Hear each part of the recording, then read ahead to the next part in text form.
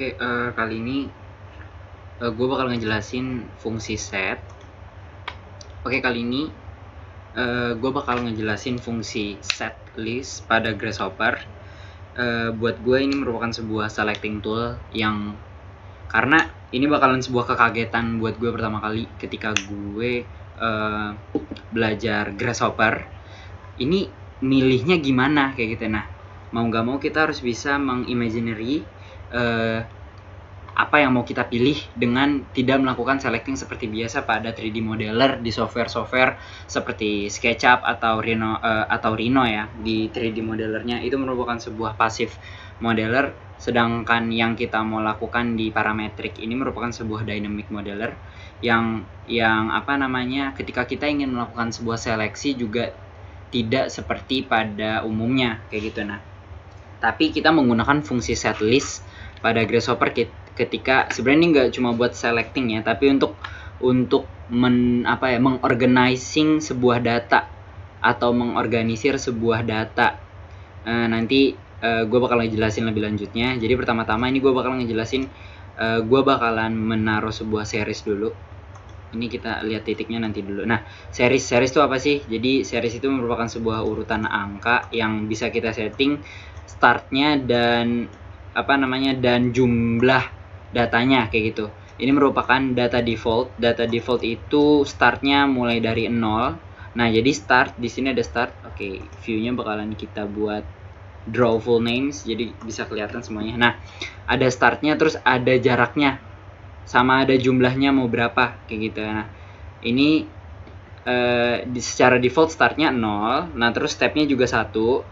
Kalau stepnya 1 jadi setiap langkah per langkah 0 ke 1, 1 tambah 1, 2, 1 tambah 1 lagi, 2 tambah 1 lagi jadi 3. Nah, kayak gitu. Sedangkan misalkan kalau stepnya kita tambahin jadi 2, itu akan longkap 2, istilah katanya kayak gitu. Nah, dari 2 ke 4, dari 4 ditambah 2 lagi ke 6. Nah, itu step ya. Nah, terus untuk count sendiri itu merupakan jumlah indeks. Nah, jumlah count di sini ada 10, dari 0 sampai ke 9 itu ada 10.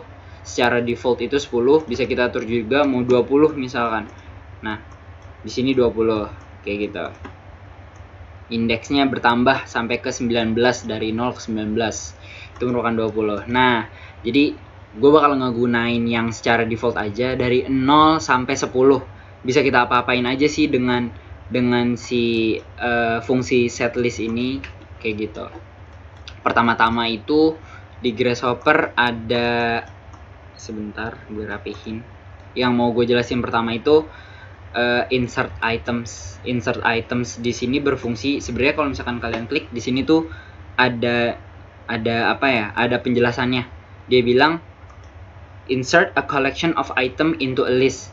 Kita bisa menambahkan, kita bisa menginsert sebuah item ke dalam list yang sudah ada kayak gitu. Nah, di sini indeks yang mau kita masukin itu, jadi ini kan ada 10 angka nih, ada keanehan gak sih di sini? 0 1 2 3 0.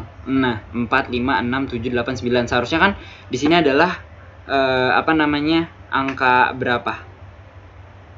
Angkanya 4 tapi dimasukin sebuah item yaitu 0 ke dalam 4. Nah, kayak gitu ceritanya. Jadi 4 ini akhirnya jadi 0, lalu selanjutnya dilanjuti dengan indeks selanjutnya yaitu 4 5 6 7 8 9.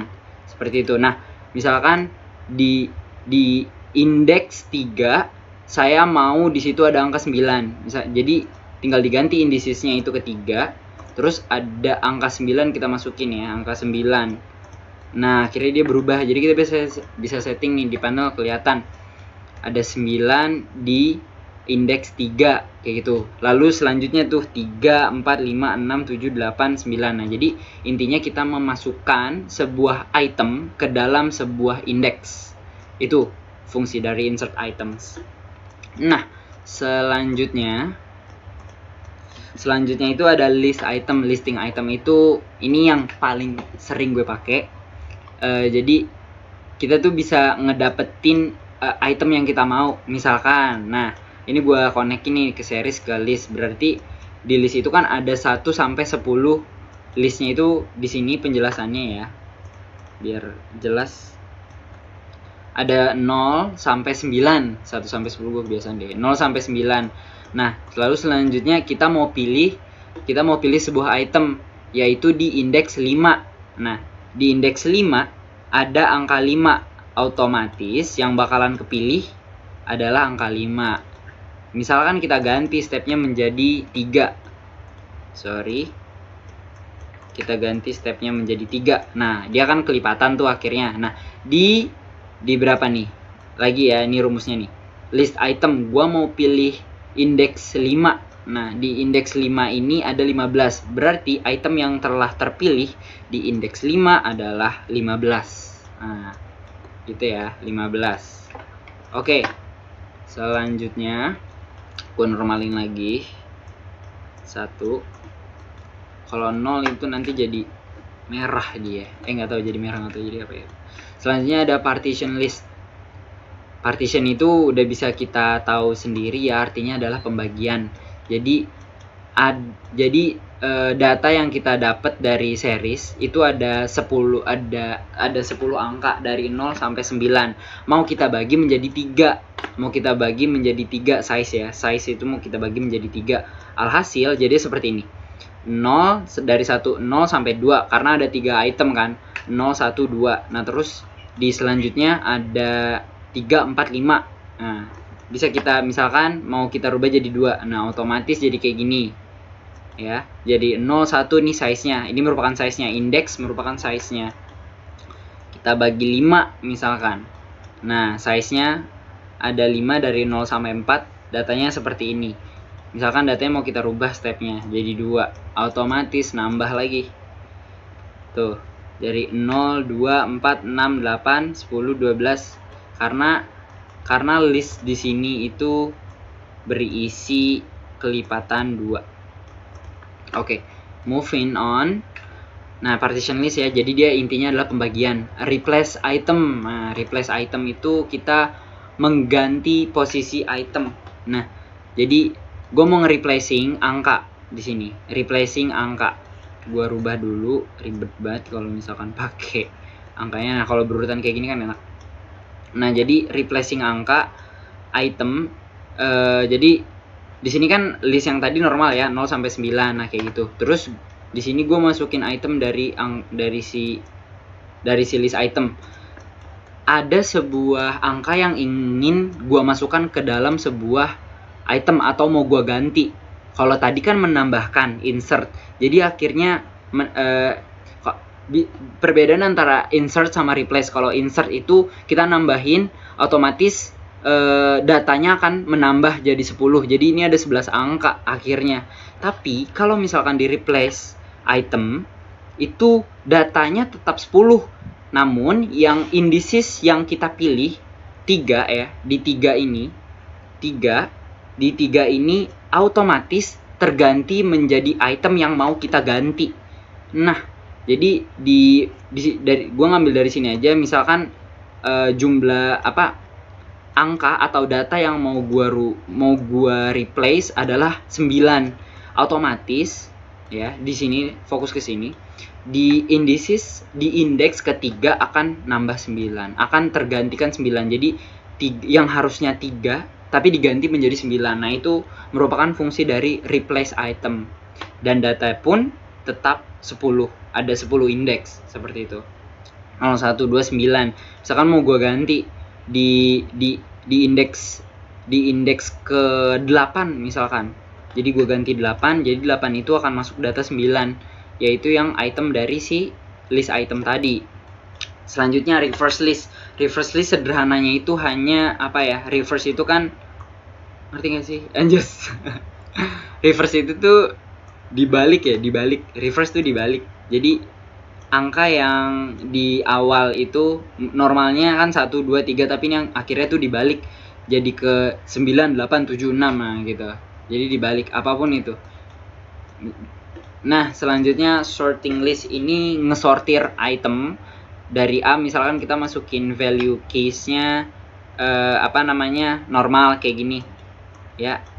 Jadi otomatis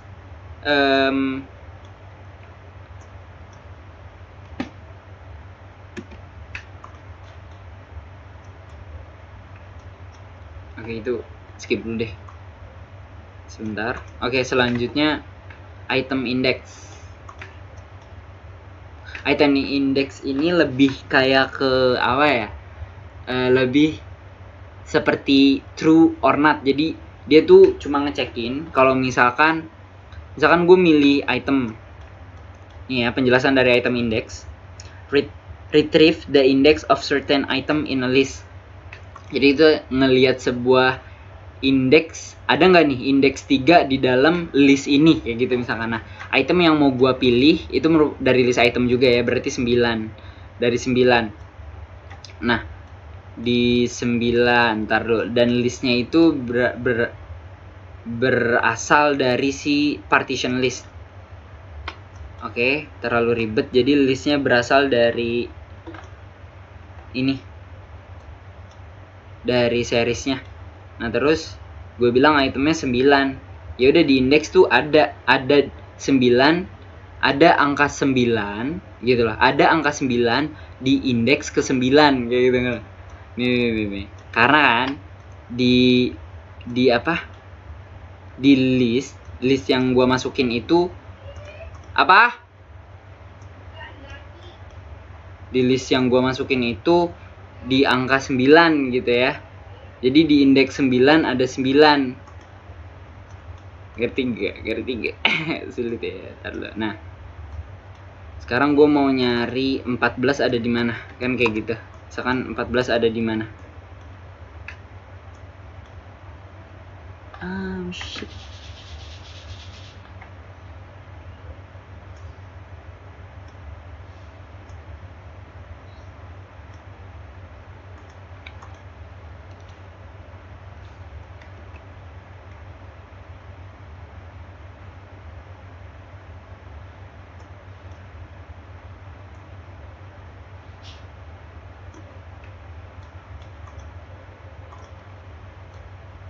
Bukan kayak gitu.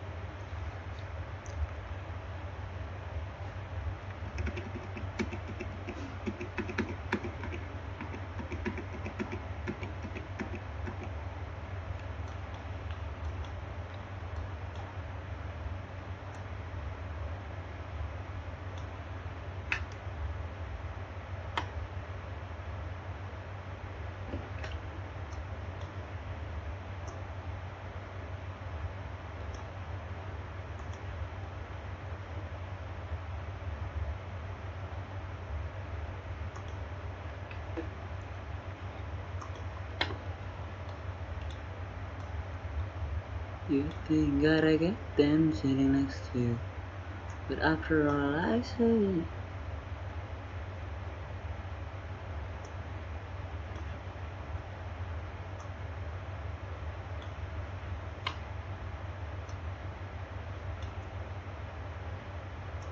Nah, selanjutnya item index ini kita bakalan ngelihat sebuah item di dalam sebuah indeks. Jadi gini, pertama listnya itu merupakan sebuah list yang bercabang ya, bercabang. Jadi gue dapetin dari partition list. Di partition list ini datanya ini ya, bisa dicek datanya ini. Nah, terus selanjutnya di item index ini itemnya gue dapetin dari list item. Gue mau nyari 2 kayak gitu loh. Nah, secara otomatis di item index itu bakalan ngasih tahu kalau misalkan angka 2, item 2 itu ada di 000. Tapi di sini merupakan false. Di sini nggak ada kayak gitu. Nah, terbukti ya bahwa si angka 2 ini ada di di cabang 000. Nah, misalkan kita ganti menjadi 4, kita mau lihat dia ada di mana. Nah, tuh kan bisa terlihat bahwa ada di ini false. Dan di sini ada yang non minus, itu ditandakan sebagai true.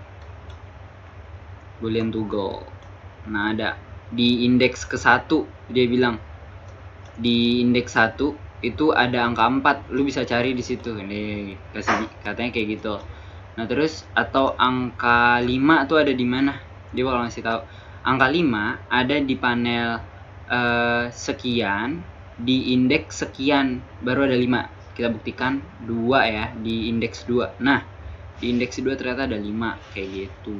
Nah, oke. Selanjutnya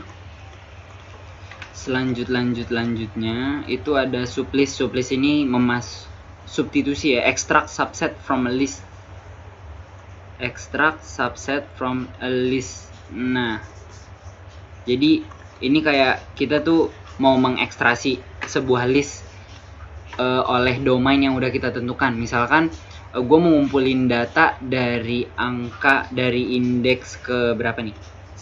Dari 3 ke 9 ya. Ya enggak sih, dari 3 ke 9 ada apa aja gitu kan. Nah, dari 3 ke 9 dijelaskan bahwa dari 3 ke 9 3, 4, 5, 6, 7, 8, 9 3. Nah, oke. Ngerti. Kok ngerti sih? Gimana sih? Oke. Nah, jadi domain startnya itu misalkan dari 1. Nih ya, misalkan gue ganti kelipatan 2. Gue bakal ngejelasin sublist. Jadi kita bakalan nge-extract list ini.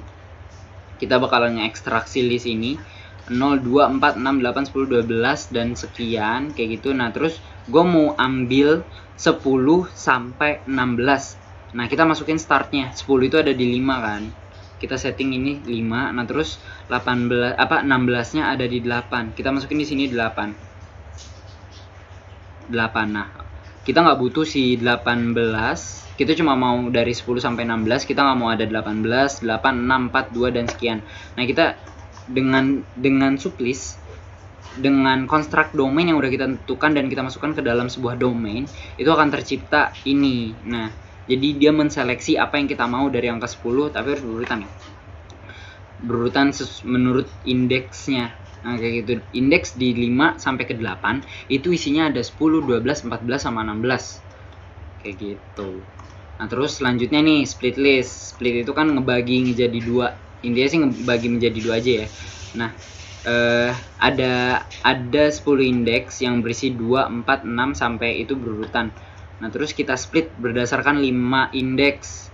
Ya, otomatis dia akan terbagi 2 ya, karena ada 10 list. Kalau misalkan kita mulai startnya dari 3, indeksnya ketiga, gue bakalan bisa nebak bahwa ini bakalan 0, 2, 4, 0, 2, 4. Selanjutnya di list selanjutnya, di list A itu isinya 0, 2, 4. Di list B itu bakalan ada 6 sampai seterusnya.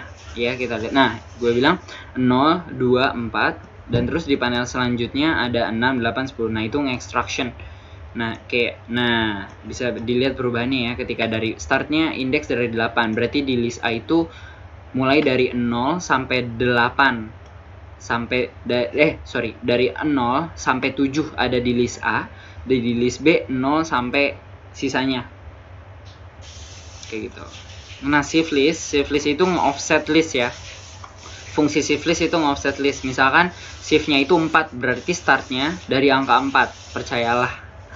Maksud gue dari indeks ke-4. Ngerti gak lo?